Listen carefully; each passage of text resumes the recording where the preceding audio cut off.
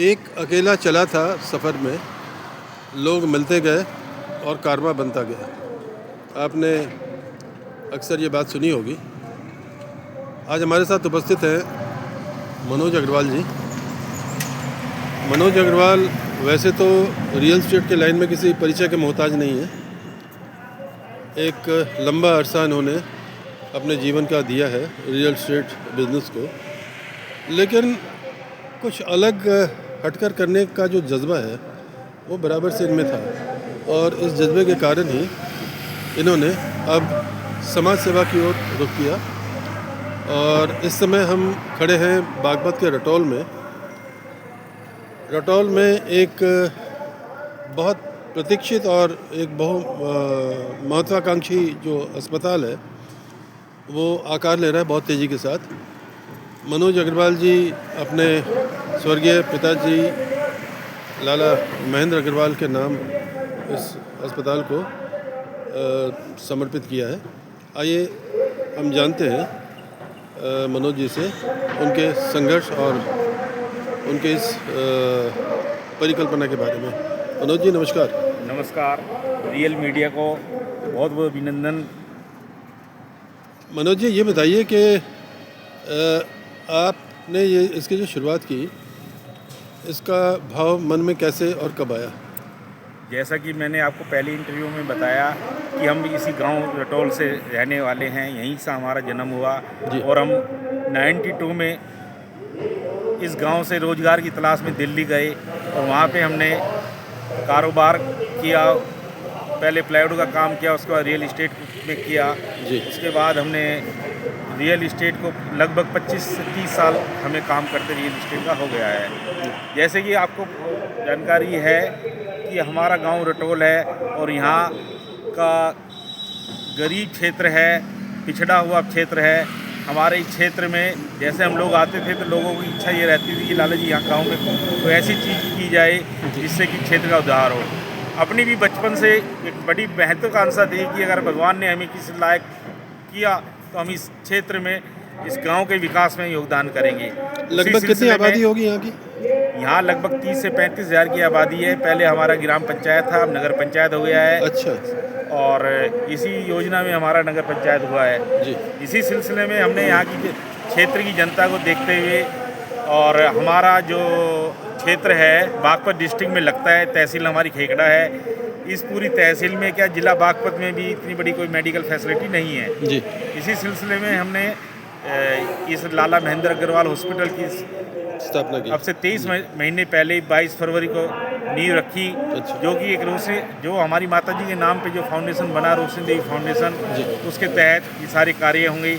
इसमें हमारा मुख्य उद्देश्य चिकित्सा और शिक्षा पे रहेगा। उसी सिलसिले में अब आपके सामने लगभग ये बिल्डिंग बन के तैयार है और ये बहुत जल्दी ही हम इसका जनता को समर्पण करने जा रहे हैं। जी।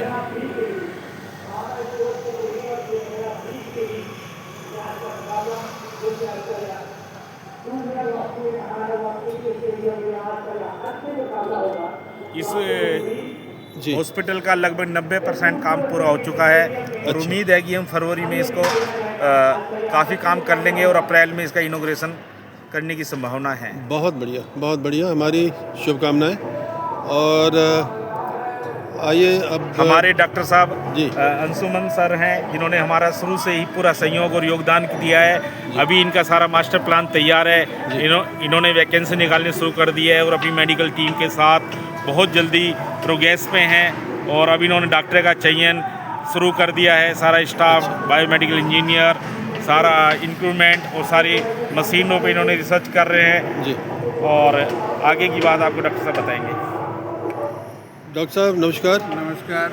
डॉक्टर साहब ये बताइए कि एज ए मेडिकल प्रोफेशनल आप इस रिमोट एरिया में, रिमोट ही कहा जाएगा जहाँ जो पॉपुलेशन डेंसिटी है, लेकिन उस हिसाब से मेडिकल फैसिलिटी नहीं है, तो यहाँ आप इसको एक शेप लेते हुए देख रहे हैं। कैसे देखते हैं आप इसे? यहाँ पे अच्छी मेडिकल फैसिलिटी का तो अभाव है। यहाँ के लोगों को बहुत भागना पड़ता है और काफ़ी जाने जाती हैं लोग।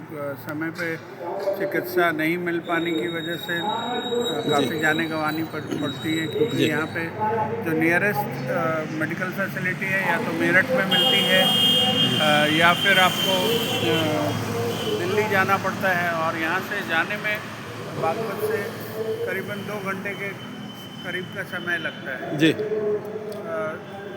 जिससे मतलब आप समझिए कि गोल्डन आवर मरीजों का मिस कर जाता है और जी। कैजुअलिटी बढ़ जाती है। कैजुअलिटी बढ़ जाती है। जी। तो और मनोज अग्रवाल जी का जो सपना था जी। तो ये काफ़ी बड़ा है, और अस्पताल 400 बिस्तरों वाला अस्पताल है जी। और इसके साथ नर्सिंग कॉलेज है, पैरामेडिकल इंस्टीट्यूट जी। है, और दूसरे फेज़ में हम इसको इसमें मेडिकल कॉलेज भी अटैच करने जा रहे हैं। बहुत बढ़िया। तो तो मुझे ये बताइए कि हमारे दर्शक ये ज़रूर जानना चाहेंगे, ख़ासकर इस इलाके के जो दर्शक हैं वो ज़रूर जानना चाहेंगे कि जिन कारणों से उनको दिल्ली या गाज़ियाबाद या मेरठ या किसी और शहर में जाना होता था मरीजों को लेकर के, जबकि मरीजों को ले जाना बड़ा ही जैसा कि आपने बताया कि टाइम फैक्टर होता था और मरीज की हालत भी ऐसी नहीं होती थी, क्रिटिकल जो खासकर मरीज हैं उनके लिए। तो अब आप इसको किस तरह से देख रहे हैं कि साहब आप एग्जैक्टली कितने दिनों में एटलीस्ट ओपीडी की सुविधा मुहैया कर पाए बैंक? आप काम देख रहे हैं, काम बहुत तेज़ी से चल रहा है, और इस मतलब जनवरी अंत हो गया, फेब के अंत तक हमारा ऑलमोस्ट सिविल वर्क और कंस्ट्रक्शन और फर्निशिंग फिनिशिंग का काम करीब करीब पूरा हो जाएगा। अच्छा। मार्च अप्रैल में हम रिक्रूटमेंट हमने शुरू कर दिया है। तो मतलब टेंटेटिवली ये मान लिया जाए कि अप्रैल में आपके पास अप्रैल में हम ओपीडी शुरू कर देंगे, इमरजेंसी शुरू कर देंगे, और फैसिलिटी धीरे धीरे 1 महीने के अंदर हम सारी फैसिलिटी स्टार्ट कर पाएंगे। सर, क्रिटिकल मरीजों के लिए मैं ज़रूर जानना चाहूँगा कि क्रिटिकल मरीजों के लिए खासकर यहाँ के ग्रामीण क्षेत्र के जो सीनियर सिटीजन हैं, जो बुजुर्गवार हैं, और जो न्यूली बॉर्न जो इन्फेंट्स हैं, उनके लिए आप क्या करने जा रहे हैं? देखिए, हमारे यहाँ क्रिटिकल केयर में करीबन 50 से ज़्यादा बेड्स हैं। इसमें निकू है, पिकू है, आईसीयू है, इमरजेंसी है जी। और हमारे पास 9 ओटीज़ हैं। अच्छा। 2 लेबर रूम हैं, 2 लेबर ओटीज़ हैं। अच्छा। 2 लेबर रूम भी हैं। तो अच्छा। किसी तरह की फैसिलिटी की ना तो हमारे पास अभाव है। हमने यहाँ पे कैथ लैब की भी शुरुआत करनी है, अप्रैल में वो भी शुरुआत हो जाएगी। जी। आप फैसिलिटी वाइज देखेंगे तो बागपत में ये सारी मेडिकल सुविधाओं से लैस अस्पताल होगा। बहुत किसी बढ़िया। तरह की कोई कमी नहीं दिखेगी आपको। एक चीज़ और है कि चूँकि ये थोड़ा सा रिमोट एरिया पड़ता है, आउटर द सिटी है, तो उसमें जो जैसा आपने बताया कि जिस टाइप की जो चीज़ें आप मुहैया करवाने जा रहे हैं मेडिकल फैसिलिटीज़, तो उसमें आप जो ओवरहेड्स हैं उसको कैसे मीट आउट करेंगे? कॉस्ट फैक्टर एक बहुत मेजर फैक्टर होगा। ये एक फिलैंथ्रोपिक मिशन है जी। और इसमें मनोज अग्रवाल जी का बहुत योगदान रहा है। इन्होंने इस मिशन को जिस तरह से चलाने का सोचा है, जी। हम बहुत कॉस्ट इफ़ेक्टिव तरीके से और मतलब मरीजों के को ऐसा क्वालिटी इलाज देना चाहते हैं जो उनके जेब पे भारी भी ना पड़े जी। और कॉस्ट इफ़ेक्टिव हो। उसके लिए हमने शुरुआत से सारे इंतजाम रखे हैं। हमने इस तरह से लोगों को मोटिवेट किया है कि कॉस्ट कम रख पाएंगे और हम खर्चे मीट करने के लिए हमारे पास दूसरे फाइनेंशियल ऑप्शंस हैं।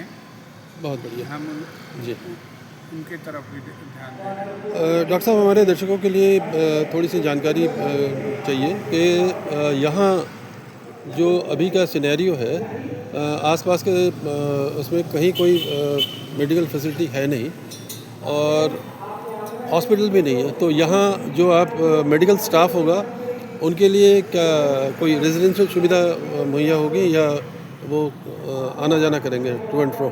मेडिकल स्टाफ के लिए हमने यहाँ पे अभी रेसिडेंस का इंतज़ाम, उनके बच्चों के लिए स्कूल और इन सब का इंतज़ाम की भी रूपरेखा तैयार करके रखी है जी। तो उम्मीद है, चैलेंजिंग है पर हमें उम्मीद है कि हम इसको भी पार कर लेंगे।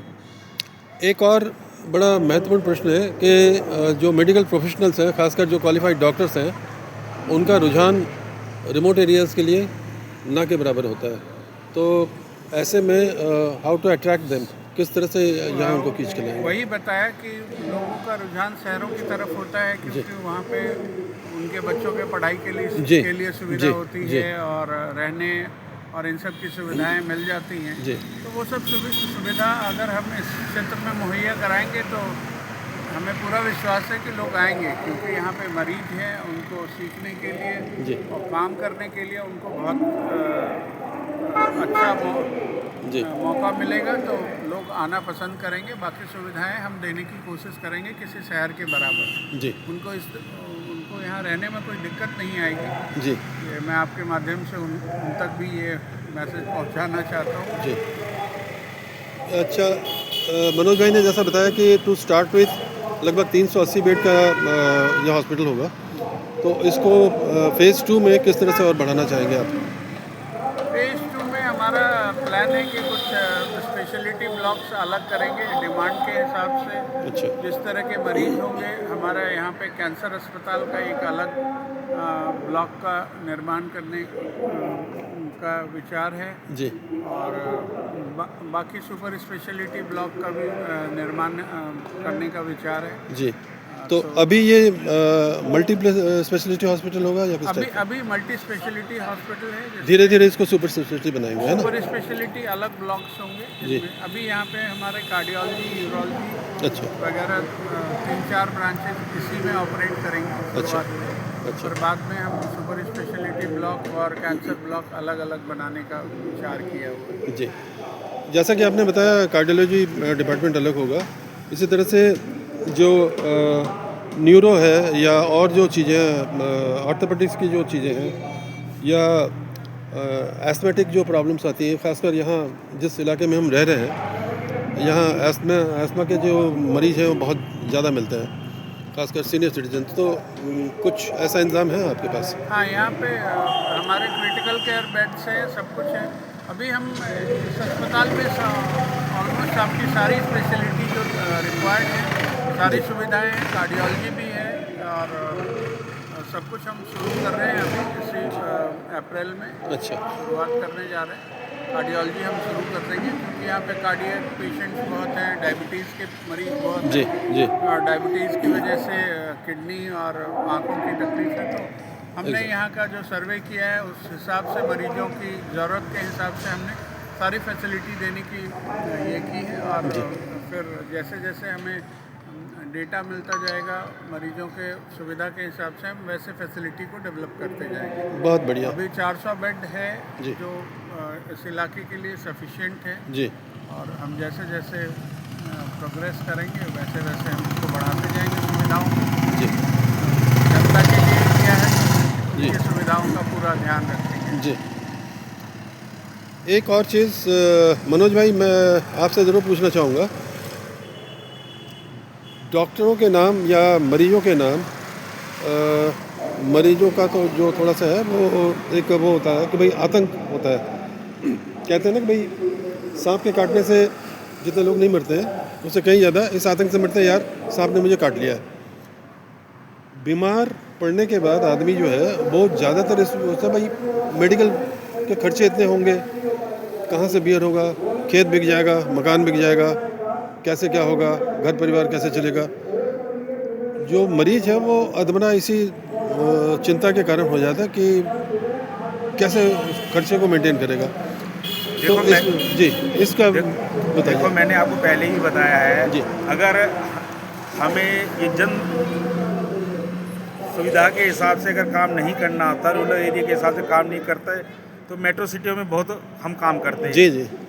जबकि मेट्रो सिटियों में हॉस्पिटल बनाना, कोई भी सुविधा मेट्रो देना आसान जी। है। रूरल एरिया में एक चुनौती बहुत बड़ी चुनौती है, बहुत कि बड़ी भाई हम इसको कैसे जी। करें। हमारा लक्ष्य जो है यहाँ पैसा कमाने का नहीं जी। है, हमारा लक्ष्य केवल ये है कि हम यहाँ की जनता को बीमारी के इलाज के अभाव में नहीं देख पा रहे हैं, क्योंकि ये हमारी जननी जनन भूमि जी। है और हमने ये माता जी और बाबूजी के नाम पे ये काम कर रहे हैं। यहाँ की जनता का अपार स्नेह है जिसके हम उनके सपने को साकार करने की प्रयासरत हैं। और मैं आपको आश्वस्त करना चाहूँगा कि किसी भी तरह के इलाज की पैसे की वजह से कोई काम नहीं रुकेगा। हमारे मिनिमाइज रेट होंगे और इसमें हमारा आयुष्मान सपोर्ट करेगा और इसके अलावा हमारे फंडिंग का और भी इसका कोई ना कोई हल निकालेंगे। लेकिन जनता को इलाज के लिए मुहैया सभी सुविधाएं हम देंगे। जी, मतलब पैसों के कारण किसी को लाइलाज पैसे के लिए किसी को यहाँ निराश इलाज नहीं मिलेगा ऐसा कुछ नहीं है, सभी का इलाज होगा और सभी का सफिशिएंट इलाज होगा। बहुत बढ़िया। हमारी रियल मीडिया ग्रुप की तरफ से आपको बहुत सारी शुभकामनाएं। मनोज भाई आपको भी और डॉक्टर आयुष्मान आपको भी बहुत बहुत धन्यवाद।